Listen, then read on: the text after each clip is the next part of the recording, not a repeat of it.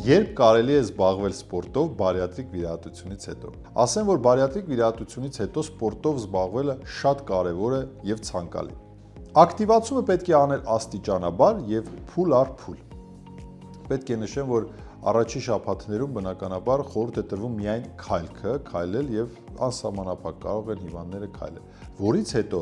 4-ից 6 շաբաթ անց արդեն կարող են ֆիզիկական ակտիվությունը մի փոքր ավելացնել։ Ցանկալի է, որ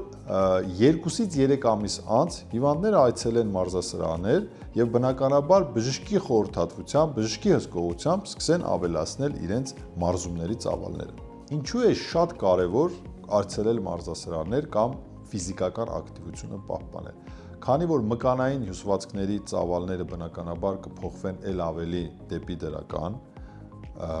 մաշկի էլաստիկությունը, երբ որ հիվանդները անընդհատ խոսում են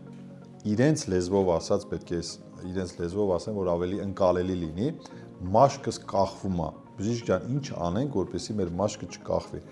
Մաշկի էլաստիկությունը ապահովելու համար շատ կարևոր է սպորտզալերի, մարզասրահների այցելելը, որտեղ որ բնականաբար էլաստիկությունը ավելի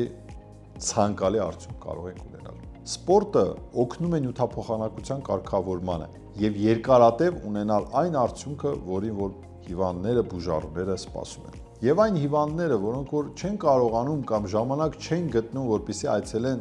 մարզասրահներ, անպայման ուզում եմ խորհուրդ տամ, որ իրենց ֆիզիկական ակտիվությունը շատ պահել, այսինքն շատ քայլել, շատ հնարավորինս շատ ֆիզիկական ակտիվությամբ զբաղվել, նույնիսկ առանց մարզասրահ գնալու։ Առողջ եղեք եւ սպասեք նոր նյութերի, նոր անակնկալների, որոնք որ մեր թիմը ձեզ համար պատրաստում է։